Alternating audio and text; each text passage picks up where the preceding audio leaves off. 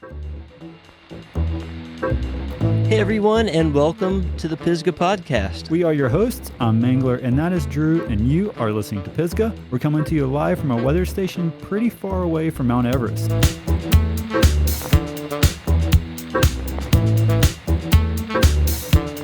So let's get this thing kicked off with news and past week updates. Oh, yeah. So, what is it? V Hollow Bike Park over in Townsend, Tennessee just opened this past weekend. Yeah, or V Holler if you're real Appalachian about it. But yeah, we had heard whispers of this project going on, and we're stoked that it finally opened. And I took a trip out this past weekend for I think it's what they're calling it, a soft open. But yeah, very rad spot. And yes, we have an upcoming episode with their designer. So stay tuned for that coming soon. V Holler indeed. And if you say it differently than that, we'll probably fight you. Oh, yeah. So, Mangler, it's the holidays. It is. And I spent this past weekend kind of getting my ducks in a row for holiday shopping. Let's just go over some quick holiday gift ideas that are actually in stock right now. That is a good call because I too have been falling down the shopping rabbit hole of what to get the girlfriend and the friends and the families. Yeah, totally. And let's just do shameless plug. We got some new merch in the web store right now. We got water bottles finally. Yes. So, Pisgah Podcast water bottle and a t-shirt. Those make great gifts, guys. They really do, and they're not expensive. Yep. And also, we're going into wintertime, and I don't know if you guys are like me, but I love a good hot cup of coffee in the morning. And we've got Pisgah Coffee Roasters, which is right there outside of Brevard. And they also have a bag of coffee that gives back to Pisgah area Sorba. And also drop-in coffee out of Richmond, Virginia. They have a program where they're partnering up with called Rad Share. And when you buy a certain bag of coffee, it gets money to Rad Share and gets kids bike helmets. So how awesome is that? Yeah, I like both of those things for sure. And you know what? I've been seeing Pisgah Coffee Roasters stuff. It's popping up everywhere in all kinds of retailers. So oh, yeah. You can find it in the area now for sure. Yeah, the end cap at Ingalls, I see it there. Yeah, totally. I even saw they had a booth at the outlet malls. So, you can find an excuse to find it wherever you're at. Some other good ideas that are actually in stock. You could book some guided trips if you're looking for, maybe a way to get around Pisgah and find some new options, some new trails that you're not used to riding. And it's also kind of the down season, so it's a good time to get your suspension serviced. And, we have all kinds of places around here to get your suspension serviced. You have the factory suspension servicing from King Creek, Olin's, Fox, but you also have your places like Find Your Line and even MTB suspension service by Collette Machine and Tool. And also, if you're looking to fancy up your bike a little bit, Endless Chain Rings are in stock. I did confirm that with Shanna. And also, Shanna offers coaching services.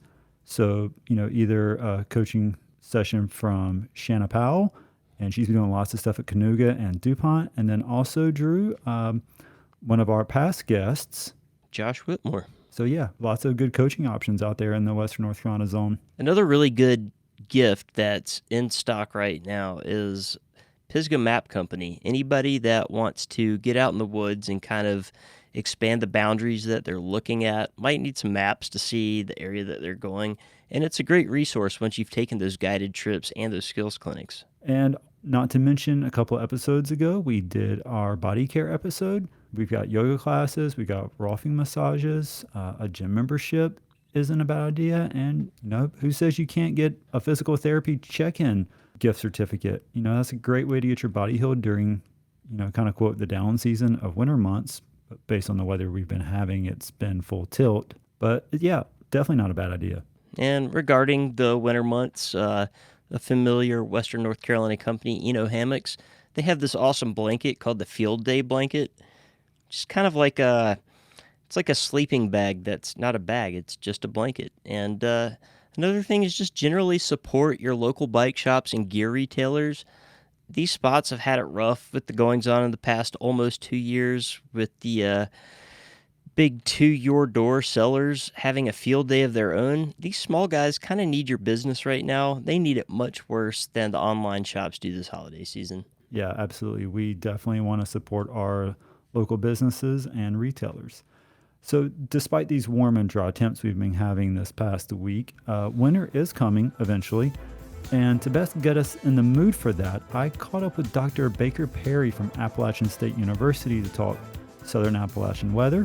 He has studied snow and moisture from all the way here on the short slopes of Appalachia all the way to Mount Everest.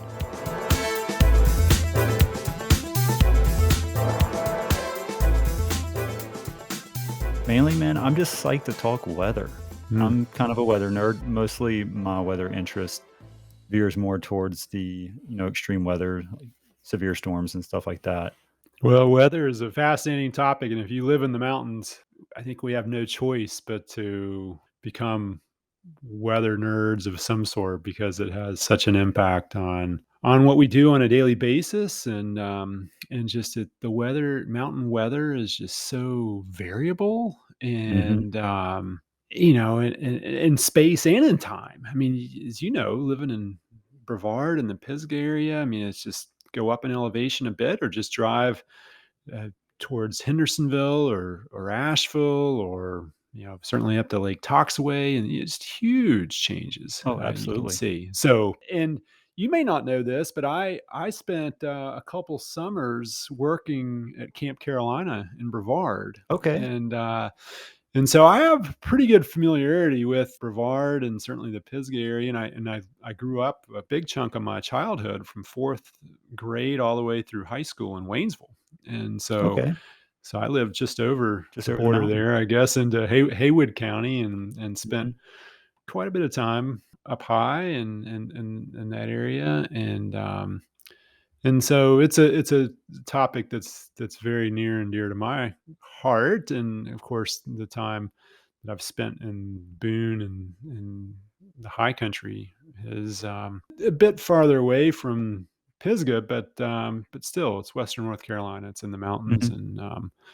and so yeah, there's a lot to talk about for sure. And dude, I feel like Camp Carolina, I venture over into that little pocket every now and then during the off season, and it's almost like Camp Carolina almost has its little like weather system being tucked back away. It does. I mean, the radiational cooling in there on clear, calm nights can be quite impressive. Just with Ooh, yeah. those high ridge lines around there and those big open fields, it's just an ideal place for the temperature really to drop. Baker, can you kind of give us like a intro and a brief introduction to who you are and what it is that you do? Well, it's a pleasure to be here. My name is Baker Perry. I'm a professor in the Department of Geography and Planning at Appalachian State University. I've been there really since 1996 when I started as a graduate student, and kind of worked my way up and was able to complete my PhD at UNC Chapel Hill. And the last 15 years or so, I've really focused on studying mountain precipitation and mountain weather and climate more broadly, Mhm. and a big focus has been on the Southern Appalachians. I mean, my PhD dissertation was on the topic of Northwest flow snowfall. I mean, that was a topic that I, of course, just grew up with in Haywood County, and was just fascinated by how the northern section of the county, the Pigeon River Gorge, Fines Creek could get 6 to 8 inches or sometimes more than that. And we would have only just a few flurries or maybe an inch or two down Mhm. in Waynesville in that area.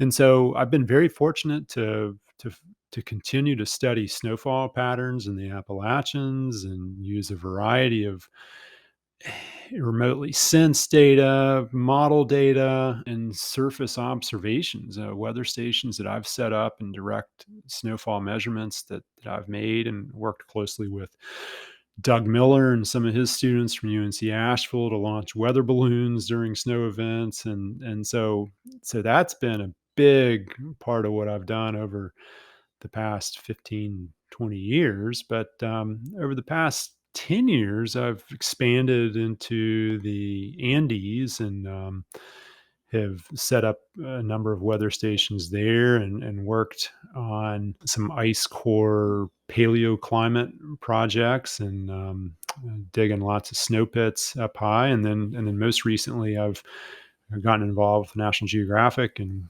we installed the highest weather stations in the world on Mount Everest in 2019, and heavily involved in their maintenance and operation currently, and was also part of a National Geographic expedition to Chile earlier this year where we installed a weather station. So over the past, 5 to 10 years, I've transitioned a bit more out of the Southern Appalachians, which is has been mixed because I have such strong, interests and backgrounds and history in the Southern Appalachians, but there have been opportunities to go to some of these bigger mountain ranges and study some topics that are of huge societal significance related to water and glacier change and so that's been exciting. So that's basically what I'm doing now is really working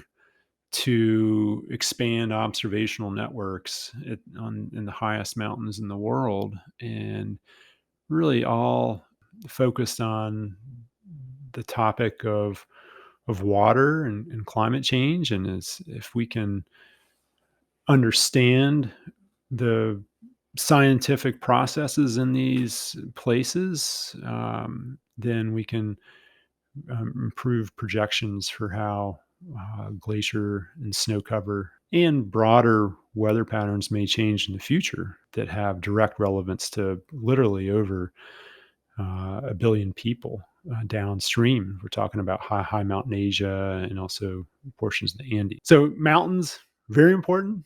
And, Yeah. weather, climate, glacier climate interaction. So that's a lot of what I do these days. Well, growing up in Haywood County and spending some time in the Brevard area, I'm sure you've grown up with an interest in the outdoors. So what kind of recreating do you kind of look to do? So growing up, I was very active in team sports and some individual sports, and just running. But my parents got me outdoors though, and we did lots of hiking and probably more so in the Smokies as opposed to the Pisgah Range, but the mountains are right there in Haywood County, and so Hmm. lots of hiking and backpacking growing up. And then after college, yeah, when I ended up at Camp Carolina, I had just graduated from college, and I was really getting into trail running and rock climbing and cycling. And so, I mean, it was just a perfect place to do all of those That's why we live activities. Of here. course, that's why, yeah, that's certainly what you know.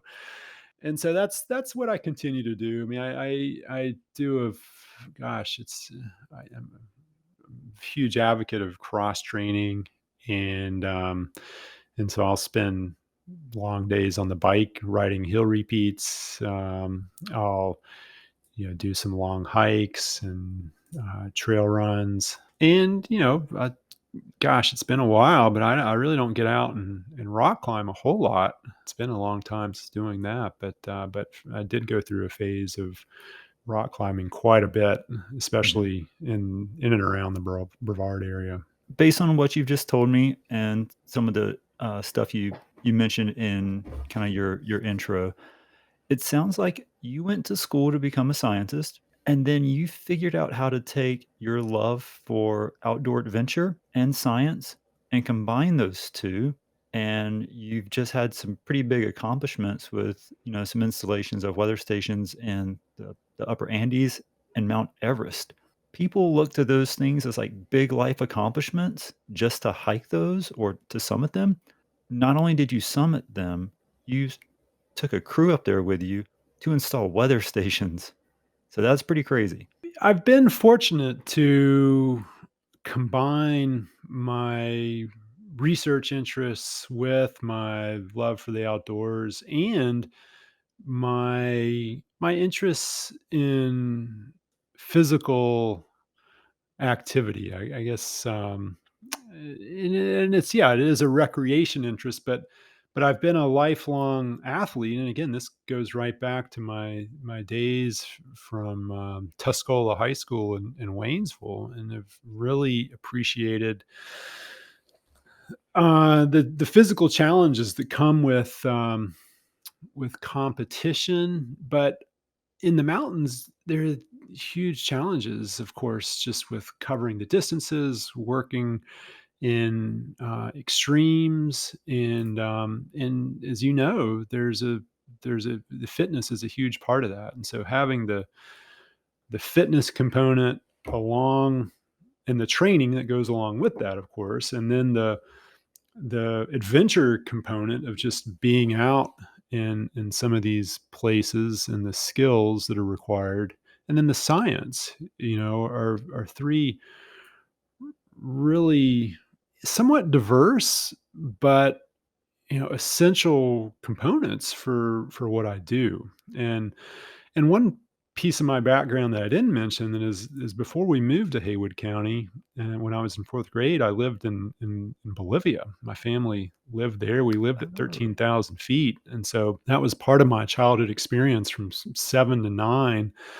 My family, we would go on day hikes up to 17,000 feet, and wow. right up to the edge, right up to the edges of the glaciers. And so that was an incredibly formative period for me as well. And so I actually spent 2 semesters while I was an undergraduate studying abroad in Bolivia. And I mean, those were not physical science, like climate, weather semesters. There was a lot of language, Mhm. and I had the opportunity to, my Spanish, we did a lot in Spanish, of course, but I also had the opportunity to study one of the indigenous languages, Aymara, and to become conversant in it.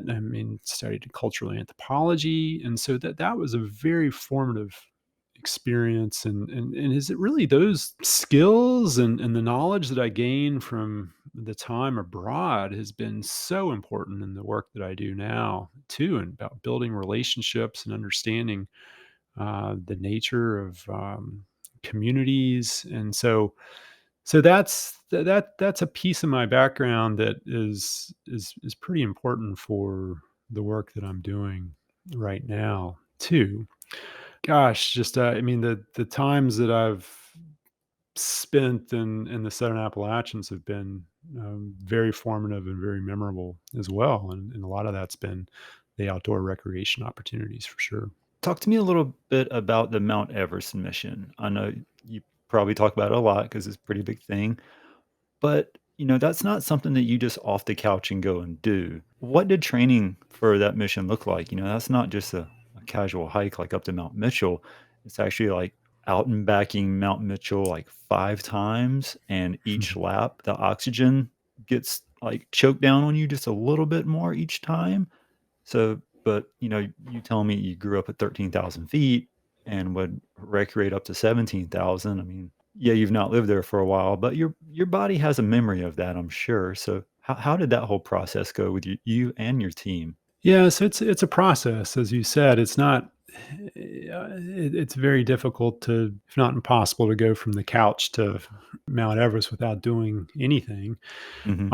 In my case, as I mentioned, I had been fortunate in about 2014 to get a big grant from the National Science Foundation to support some of our work in the Andes, and so that provided funding for me to take some undergraduate students and graduate students to.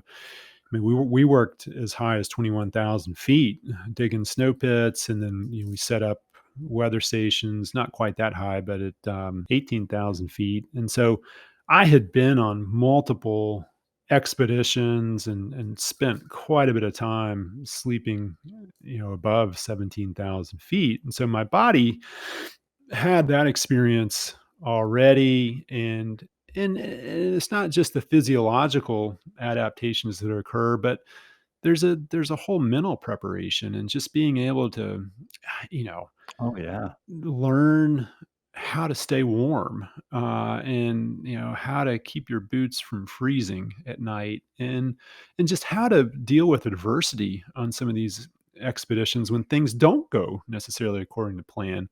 Those are all, perhaps even more important lessons than just the physical preparation. So it takes time to build those experiences. So fortunately, I had some of that. Of course, I'd never been to well, I'd been to Nepal before, but I'd never been to Everest Base Camp. I'd been very close to it, and it's certainly never been above Everest Base Camp. And so I didn't have the experience of being on Everest as a climber before, but I had spent time on glaciers. I knew how to put on crampons. I knew how to use an ice axe. I knew how I could climb ice. I was comfortable walking on ice. So that certainly was a plus for me. Yeah. But You had a deep skill Everest. set going into it. Exactly. I mean, I had some of the basic skills. I'd never been above 21,000 feet, but I had confidence that I could handle and it could function in those elevations. And the thing about Everest is it's just such a, I mean, it's a, it gets crowded. I mean, there's a lot of people that go there during this period of the year, and so that's a whole nother element, is negotiating the number of people that are there, and the everything's I mean, most everything is fixed. So there's fixed lines, and so it's a little different. It took some, a few adjustments just to learn how to work efficiently moving with the fixed lines, but that was relatively quick. And then from our expedition standpoint, we had a huge team. I mean, we had 35 scientists working in and out of base camp and all the support staff. And then Wow. even above base camp, we had a team of 22, 15 Sherpa, and then 7 with media team and scientists. And so there was just a lot of moving parts on Mhm. Everest, which made it a challenge for sure with just that big a team. Well, let's bring it back down a few thousand feet and back onto this side of the mountain. How does setting up a weather station on Everest compare to, one of your more recent ones, such as Roan Mountain? The biggest difference is that when something goes wrong, it's much easier to get to Roan Mountain, Yeah, it's or it's a little Beach quicker. Mountain. If an instrument breaks or the data transmission stops, then oh, no big deal. I can get out there today if I needed to. Yeah. But with Everest, I mean, we did nobody could go back to those stations for 2 years, because Oh, okay. there was no climbing season in 2020 because of the pandemic. Yep. There had been a winter attempt.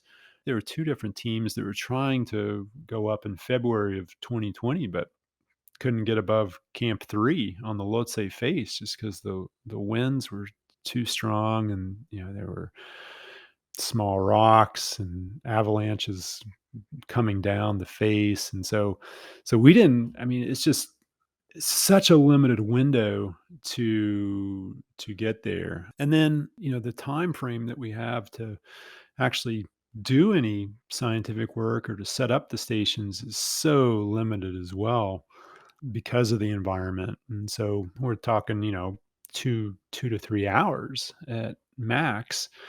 And so everything just has to be uh, pre-planned and practiced, and everybody's roles need to be exceptionally well defined and just has to be thought out and planned out. And going to maybe even the stations in the Andes that I've set up, typically we have a much more flexible time period to, and not to say there aren't challenges, but we're not limited to that extent. You've mentioned that, Beach Mountain, Roan Mountain. What are some of the other areas that you've got weather stations set up in, like, Western North Carolina area or Southern Appalachian? Well, really, one of the first stations that I was a part of was Grandfather Mountain, and this is a fun story. This was back in 2005, I believe it was. I may be off by a year, but grandfather had always been, recognized as a windy place. Hmm. But the observations, the anemometer at the time was on the top, just barely above the roof of the old building there by the swinging bridge, and within the meteorological community, it was well understood that the values were likely inflated. Not to say that they were inaccurate, but they weren't representative.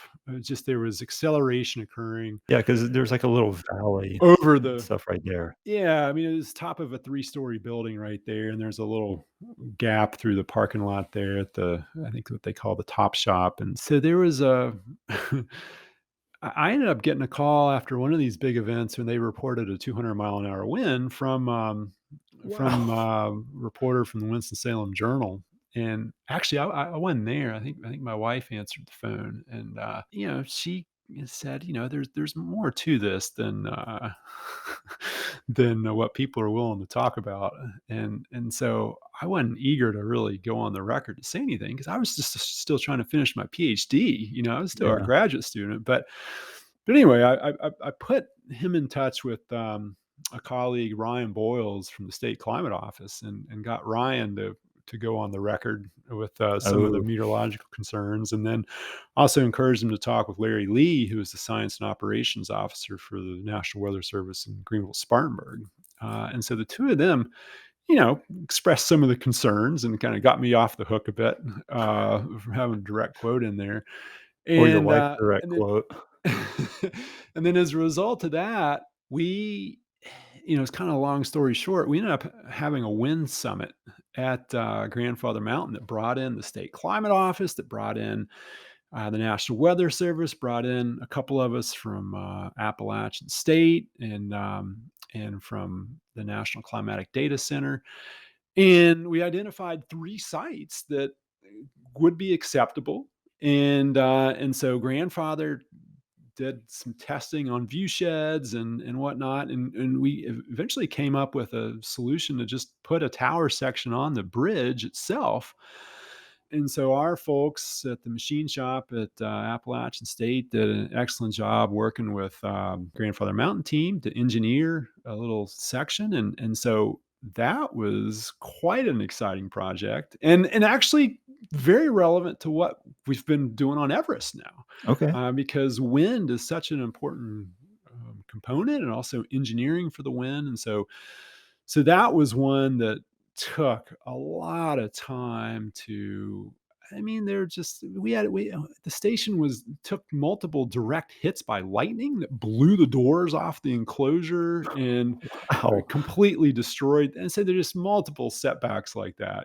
Countless anemometers destroyed. I mean, these were anemometers that were wind tunnel tested to 220 miles an hour, but you put an inch of ice, an inch of glaze ice on there with winds torquing it. And so just lots of instrumentation challenges on Mhm. Grandfather Mountain. Okay.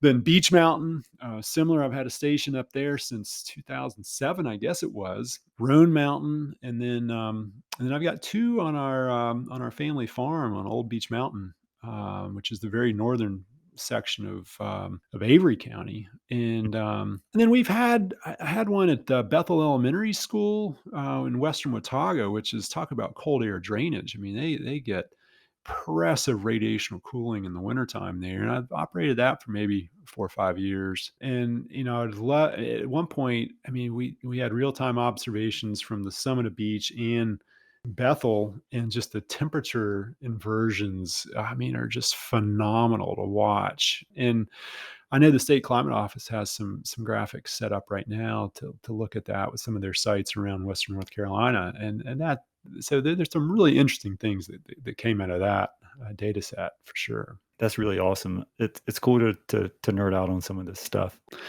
No, absolutely. And if I was a little closer down to the Asheville area, I mean, there are plenty of other sites I'd love to always been interested in trying to get something up on, well, I mean, there's certainly there's a weather station of sorts on Mount LeConte already. There's a co-op site because there's an observer that stays there, but getting some high quality precipitation and snow measurement sensors up on Mount LeConte would be really fascinating because I mean, Yeah. it's quite a place. I mean, it's the snow, especially in the Northwest flow snow they get up there Hmm. is remarkable. Now, Roan is pretty good, and we have the station up there that's been collecting exceptional data. We installed it just before the superstorm Sandy hit, Oh, wow. and so we've had multiple papers come out of it with that data set. But, somewhere 28, 30 inches of snow in late October up there, and this was dense snow too. It's pretty remarkable. Hmm.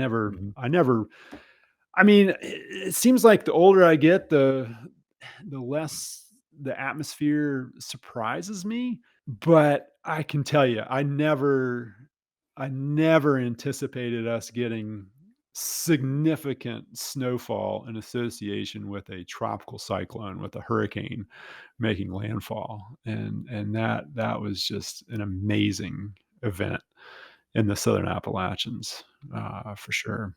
Yeah. Well, talk to us about how that comes together, because we get weather coming from different directions here, and especially winter weather. It kind of takes like the right sort of setup for us to get snowfall here. But then when you get on the other side of the ridge, obviously it's different. Like on the northwest side, how does this set up to give us these crazy snow events? So in that case, the you know the Hurricane Sandy took a really uncommon turn it basically turned into the coastline, moved west, and began to interact with a very strong cold front and upper level trough, and went through what's called a extratropical transition, where it gained more of a winter storm type characteristic. And so there was enough cold air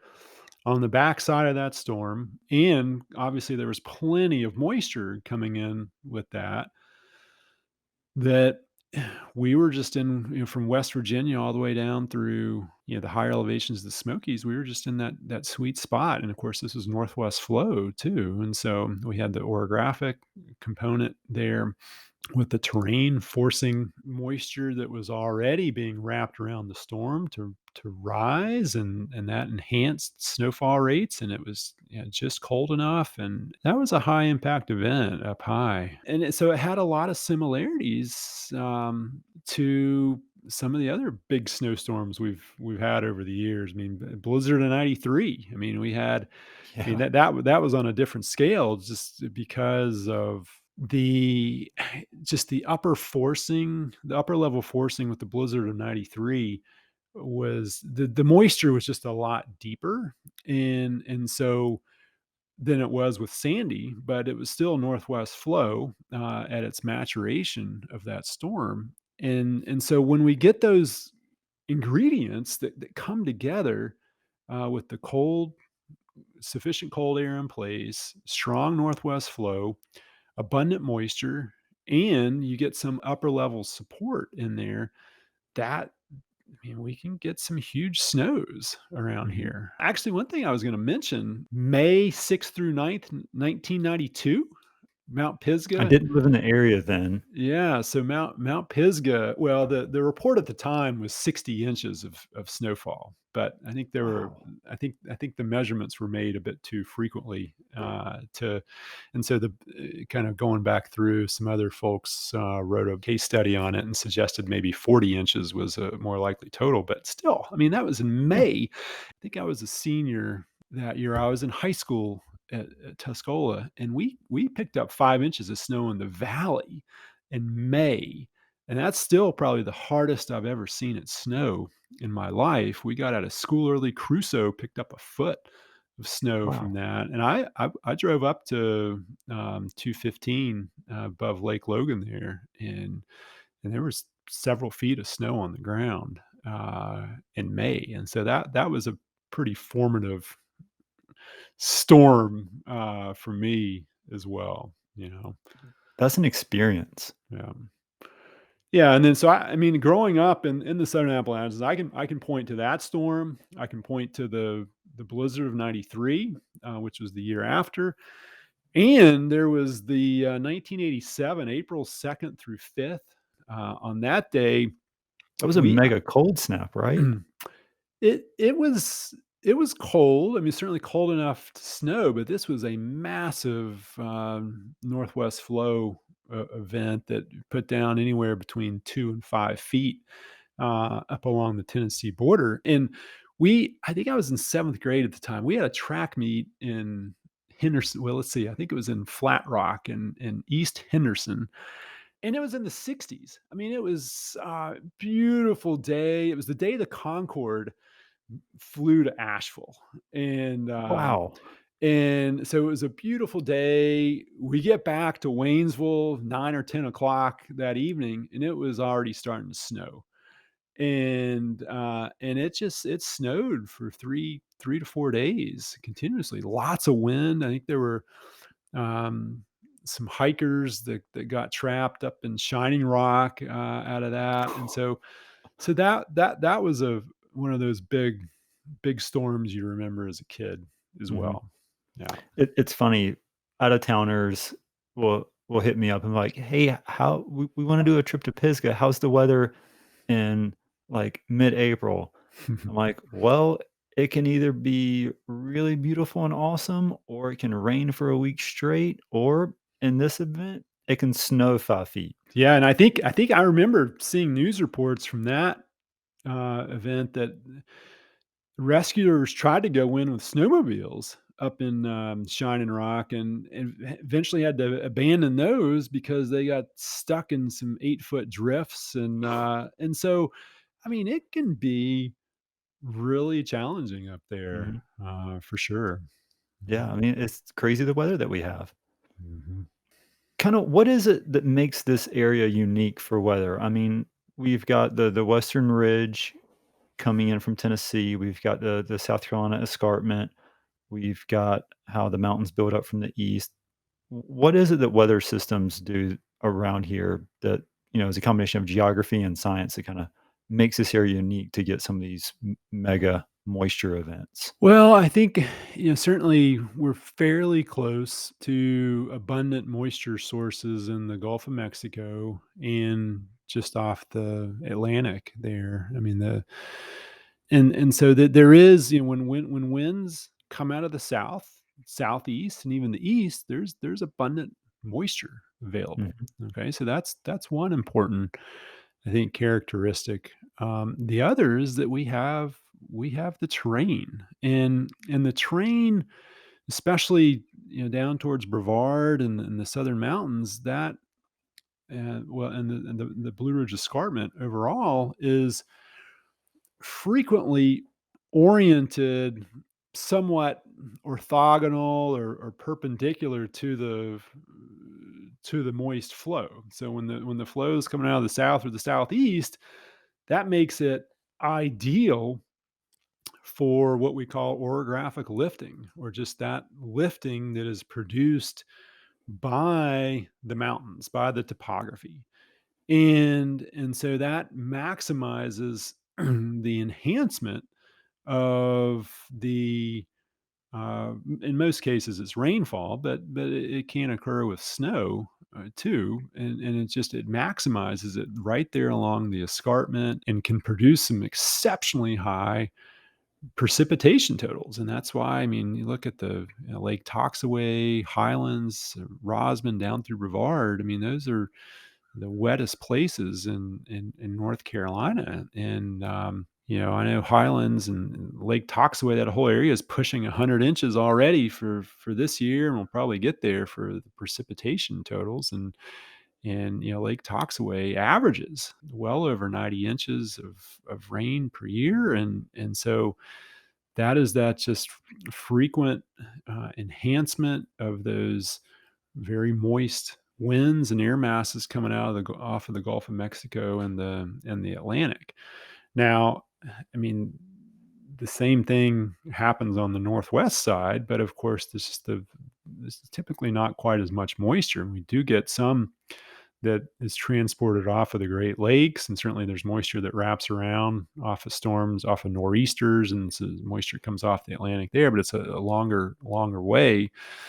But you do get these very cold continental air masses that come in from the northwest, and so the patterns, just that contrast between northwest flow and southeast flow is just so dramatic. And I think, what's really always fascinated me is just how the southwest and northeast orientation of the Appalachians, and is particularly the southern Appalachians, is just um, you know perfectly orthogonal to those two major flow directions. So it just kind of sets itself up to be a It catch-all. it sets itself up to have enhancement of precipitation on one side, and then of course you go to the other side, and I mean it's very difficult to get accumulating northwest flow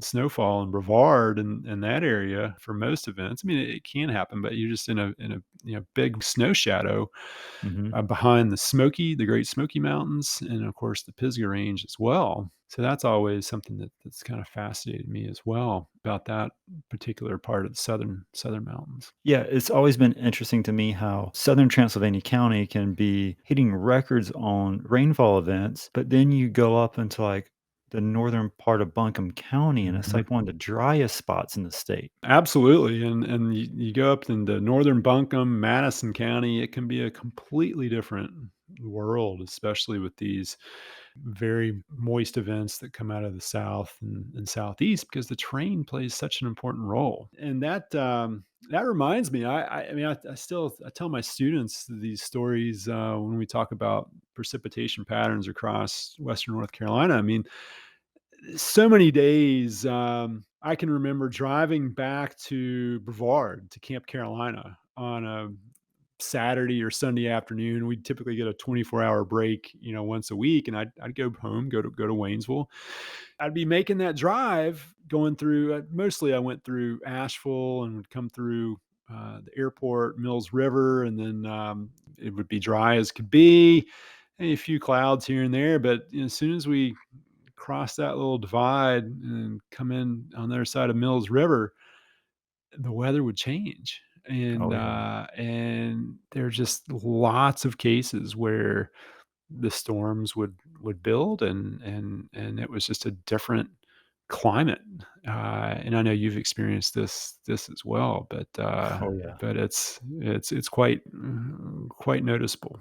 Well, speaking of, Southern Appalachia and geographically speaking, how is this area divided up? From a climate perspective and more of a weather perspective, there, yeah, I use the concept of snow regions in my PhD dissertation, and Okay. they broadly correspond with kind of weather zones. I mean, I identified the southern mountains, which consisted of Henderson and Transylvania over to Jackson and into the southwest, and then I had a central mountain zone, which included Haywood and Buncombe, and I think I had portions of Madison in there, and then of course the high country off to the north. But then there's another zone that is above 4,500 feet, was the threshold I used for the central and southern mountains. Once you get above 4,500 feet, it's clearly a different zone. And then in the northern mountains in the high country, it's more of a 3,500. But once you get above 3,500 feet, you get into that high elevation zone that has a much different climate than the valley bottoms down below. And then, as you know, from the precipitation side of things, there's the Blue Ridge Escarpment, which can be, exceptionally wet, and it also is subject to some very damaging wind gusts when we have these strong mountain waves that break with the northwest flow wind events, and then pattern kind of reverses itself with southeast flow. The winds are strongest on the Tennessee border. And so there are these peculiar kind of climate zones that are somewhat localized Mhm. right along either the Tennessee border, North Carolina Tennessee border, or the Blue Ridge Escarpment that I think are fascinating to look at. And I think we're getting to a point where we have enough observations to really look at some of these finer scale products, and clearly the modeling is there as well to look at these on a finer scale as well. One thing I wanted to touch base on, ask your opinion on is it helpful or relevant for users setting up their own weather stations at home and using a system like I know you can like add yours like Weather Underground and stuff like that. Does that help scientists at all, or is that more of just like a consumer thing? No, I think there is value there, and I mean, they may not be research grade observations that would perhaps stand a peer review in a top science journal, but they certainly have a role for highlighting some of these peculiarities and some of these patterns that we often suspect, but have not had direct observations for, and then that in and of itself could lead to perhaps more focused field campaigns, and so I think they definitely have a place, and especially for the forecasters, Mhm. the National Weather Service. I mean, those observations can be quite valuable, and can pique somebody's curiosity. I mean, I know that when I bought this home weather station, I think when I was in junior high school, that only worked for a month or two, but it was something, and it got me. I mean, that's the first one I ever. I mean, electronic station I ever had. I mean, I had plenty of handheld stations, but I mean, so you can't ever. I mean, there's always the chance that just something, even just an observation from one of these stations, can pique somebody's curiosity and lead them to take a meteorology course or a snow science course, and get them asking questions, and that can lead us into some interesting directions for sure. So I wanted to touch base with you on climate change research because that's one of the things that you mentioned earlier, and I know that's one of your main focuses. With having set up weather stations in the Himalayas and the Andes and some spots in North America, what is it that you're seeing that you think we as people can do to start making a true difference? Well, until recently, I've always said that climate change has been much more front and center in a place like Nepal or Peru or Bolivia, where for those of us that have been going there for several decades now, I mean, the changes are unmistakable. And for the people that live there, and that in particular are from some of these communities right in the heart of the mountains. I mean, there've been glaciers completely disappear. There's a lot more to come. There's been a huge reduction in snow and ice. There've been major impacts on water resource availability. And so this is not some hypothetical future in these places. It's already occurring, and there's major impacts to water resources. And so on the one hand, I've seen that play out over the last several decades in North Carolina. Until recently, I would say that yeah, there've been some changes, but they've not been as perhaps perceptible. But I think in 2018, that really began to change when we had our hottest year on record in North Carolina. The following year, I was part of the North Carolina Climate Science Report, and co-authored some sections on that, and actually was able to look at data more closely, especially from the mountains. And one of the real key trends that is evident from that report is that nighttime temperatures not only across the state, but in the mountains have been rising substantially. And that is a very clear indicator of climate change and consistent with global warming. And this is something that I mean, I think those of us that have lived in the mountains, and I mean, it's not common to have air conditioning, especially up in the high country at all. And, over the years, we have recognized that nighttime temperatures have just not been as perhaps as comfortable as they used to be. And that's a Yeah, you're not sleeping with the windows open and stuff. exactly. And that's a clear trend. And there's other trends in the mountains that are very consistent, showing, for example, just the heating degree days or the amount of energy that's required over the course of an entire cold season to heat our homes. Those heating degree days have decreased, and at the Mhm, same time, cooling degree days, the amount of energy required on a threshold of 65 degrees base, has increased. And that combined with just the increase in heavy precipitation, and gosh, we saw that back in August, locally. I mean, the flood damage on Crusoe and kind of the southern Haywood County, and even into mhm. portions of, Balsam Grove got hit really hard, and the whole Yeah. I guess some of those gravel roads are still, heavily damaged, I think, in the Pisgah, Yep, area. mhm, 475 is still closed. There's a clear connection here that is, as the atmosphere warms, its capacity to hold water vapor increases. And so that means that we're seeing increases in the heaviest precipitation. And that's a consistent signal all around the world. And we just saw it over the weekend in British Columbia. This Yeah, British Columbia, Bellingham, Washington is having major flood events. Yeah, I mean, there's this huge atmospheric river coming in, and so there are new rainfall records being set.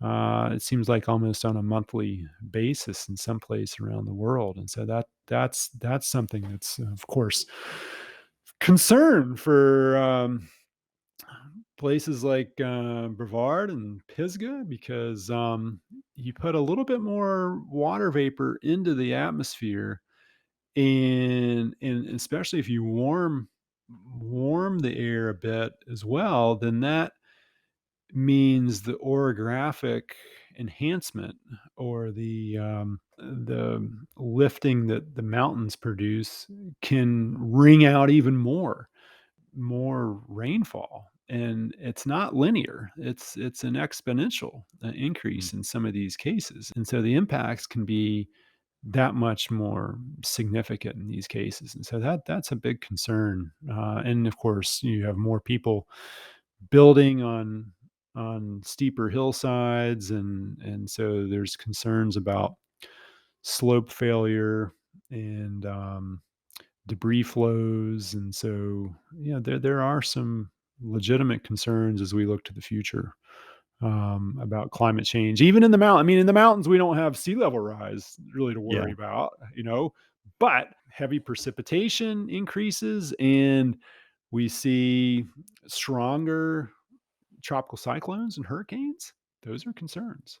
Yeah, absolutely. And that's one thing that I was gonna ask you about, if you had studied much on how different soil compounds in this region handle precipitation, and kinda what the breakdown was for, slope failure and things like that. Because I know in this zone, especially, like, the Saluda grade, and some of these area where there's lots of, like, bedrock that's steeply sloped, and then you have, like, a layer of, the soil layer above it, and, these heavy rain events just eat through the soil layer, and then when they get to that rock layer, it's just like game over, surf's Mhm. up. So I didn't know if you had studied much on that. Yeah, no, I've not really studied the soil, types and its relationship to rainfall. But as you point out, I mean, a lot of these soils are just so thin to begin with, and Mhm. that's what strikes me. I don't know if you've looked at those. There was a great case study that the Greer National Weather Service office did on the Peaks Creek debris flow from, Hurricane Ivan, And the pictures from where that slide started up at, I think this is Fish Hawk Mountain, I think. I mean, we're just amazing because the soil is so thin up there. I mean, there's Hmm. lots of vegetation, but you put that much rainfall on a steep slope that has very, very thin soils, and these sorts of debris slides are gonna happen, and that's, I think, just part of the nature of our topography, Hmm. and the dynamic nature of our weather patterns as well. For someone who's more interested in digging into some of these studies, where would you point them?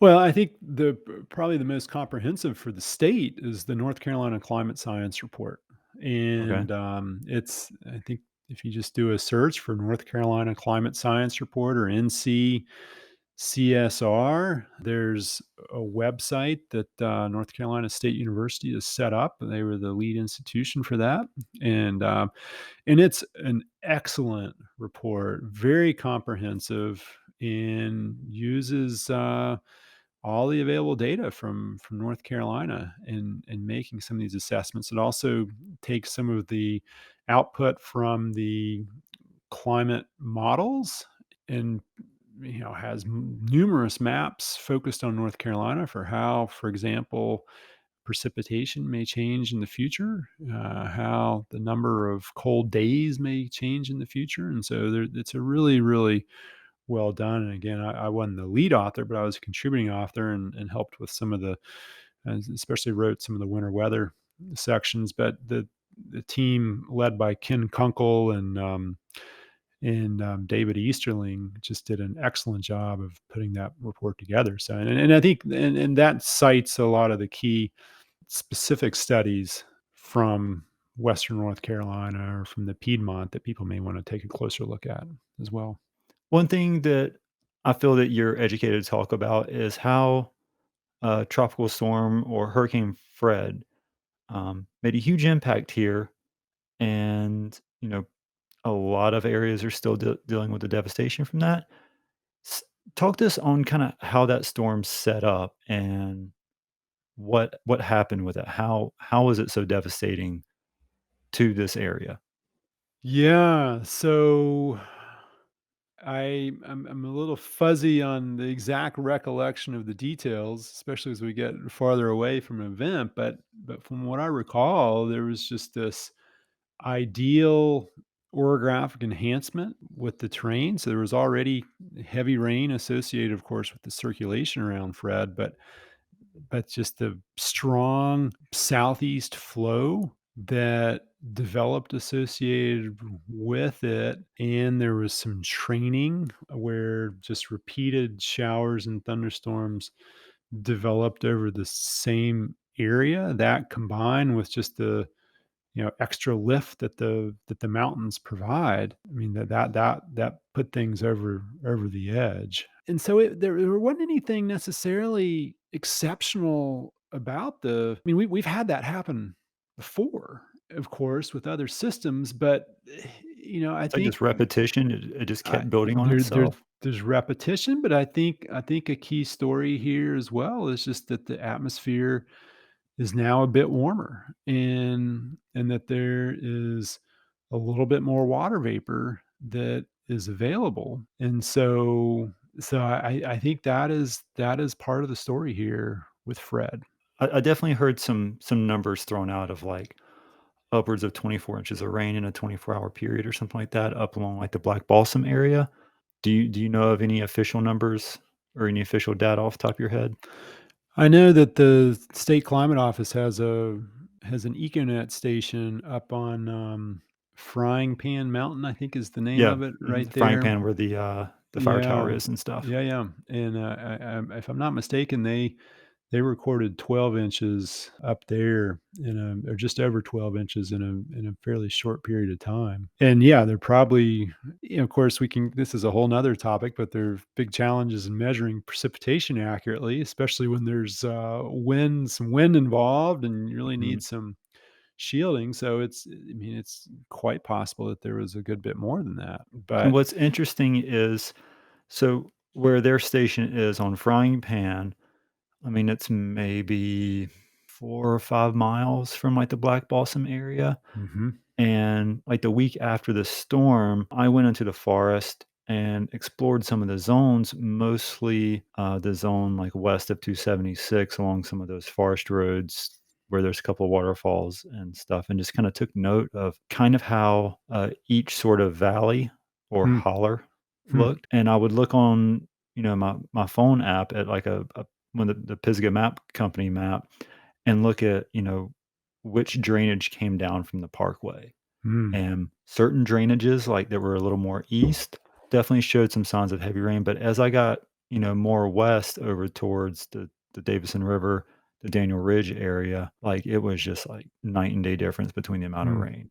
Hmm. So I'm sure that, yeah, the frying pan tower recorded, 12 inches in a short amount of time, but just seeing how those hollers were affected versus how stuff further west Hmm. towards like, something below Black Balsam was just like Hmm. drastically different. Yeah, I mean that's quite possible, and that's just where I think you highlight the one of the key points is that we just need more observations in the Mhm. mountains, Yeah. and I mean that's true around here in the Southern Appalachians, and it's especially true when you get above 17, 18,000 feet, when we can literally only count the number of weather stations at those elevations on two hands globally. And Yeah. so that's just, there's a huge need for that. And there's Mhm. such spatial variability in mountains, and sometimes we just never know how much actually fell. I know that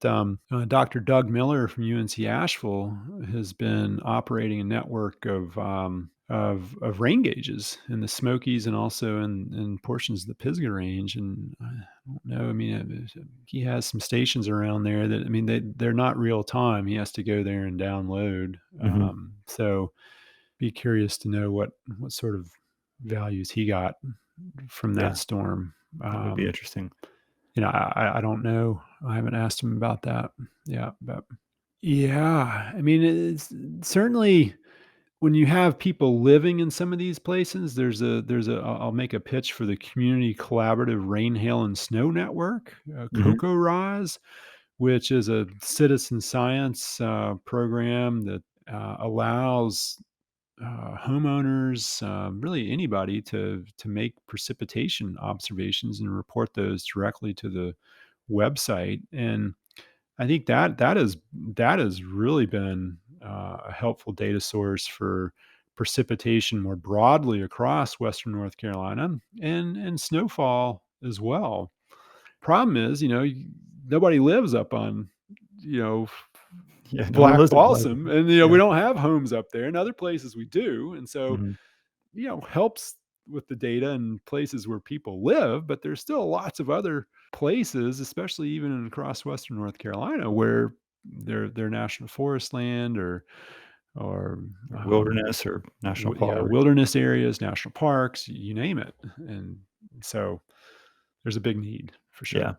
Well, Baker, are you active on social media at all? I'm somewhat active. I'm getting lots of coaching from my kids, which helps. But I am on. I'm on Twitter as Baker Perry one, and my Instagram is l.baker.perry. So I am out there, and I do a bit, not as much as Mhm. I'd like to, but I'm working on it, Yeah. trying. Twitter seems like more of the scientist social media versus Instagram or Facebook. It does, and there, Twitter's been really fantastic for not only the weather nerds, and there's plenty of those in the Southern Appalachians, which have been fun to connect with, but also, gosh, for broader climate change, climate science, and especially glacier climate interactions in the Himalayas and the Andes. It's been very, very stimulating to be part of, yeah, to be part of some of those conversations that are happening. Yeah, most of my Twitter feed is storm chasing people. That's mostly what I use Twitter for in the spring. Yeah, absolutely. Dr. Perry, thank you so much for your time. This was a pleasure getting to talk some Southern Appalachian weather and hearing about, some of your other projects with, snowfall measurement and climate analysis. So thank you for doing what you're doing. It's greatly appreciated, even by those who don't know that they need to appreciate it yet. Well, Mike, this has been a lot of fun to talk about some of these really important topics, and yeah, I think we need more time to really dive into some of these extreme events, and just the Brevard and the southern mountains and the Pisgah Range are a fascinating place, and it's great to see that you have this podcast going. Oh, awesome. Well, thanks, man. Yeah, thank you.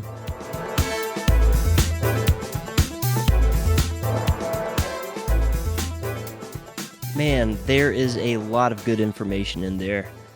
And one takeaway that got my brain really connecting things is where he mentions that a tropical storm led to winter weather here in western North Carolina. I think it's pretty common that we all get caught up kind of in our own world thinking of the weather as super localized. And it is in the geographical sense, but holistically, there's so much more in this broad chain of events that makes what happens in our neighborhood go down.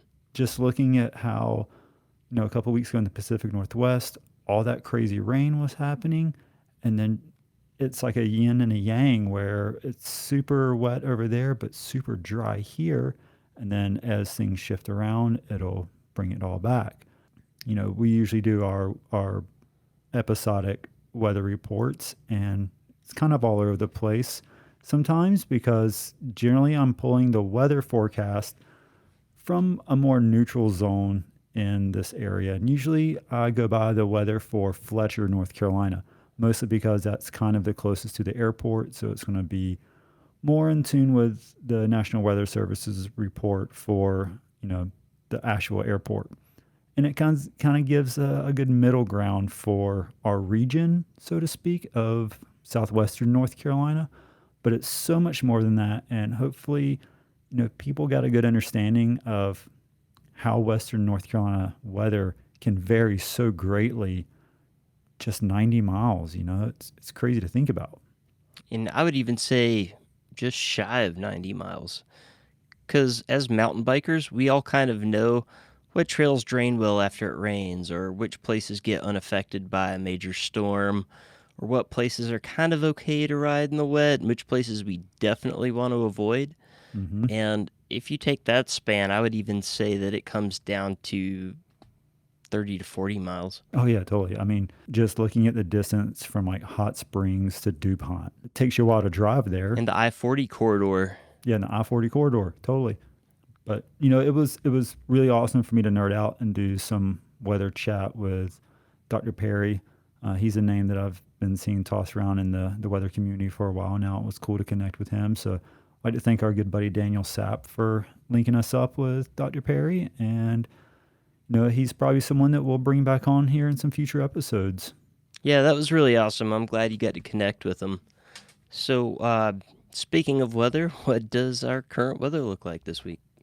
It's been really warm and dry, but that's going to change a little bit. Ending out the week, it's going to be a little cooler and breezier, but come this weekend, we're going to have a warm front come in that's going to bring some showers. And then behind that warm front is going to be a cold front. And so, Friday is a high of 63, and then Sunday is a high of 49. But it looks to, kind of be a wettish weekend with more rain coming in, overnight Saturday and Sunday being a bit more rain. But then pretty comfortable temps starting off next week with partly cloudy and, no freezing temps on the weather in the forecast for the next, 10 days or so. So, maybe it's not going to be the best Sunday to ride, but hopefully you can get something in on Saturday. Yeah, roger that. Well, guys, that's a wrap on this week's episode. And as always, you can find us on social media. Just search Pisgah Podcast.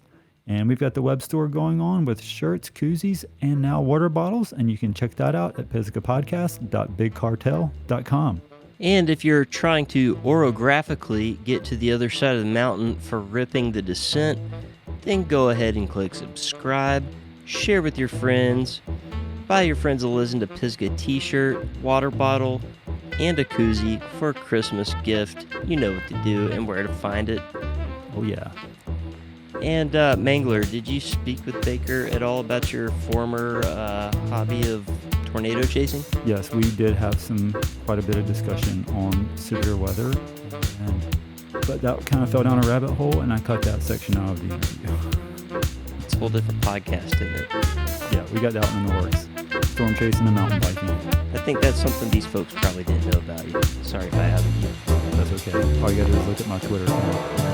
You don't have to scroll back very far to see nothing but severe weather.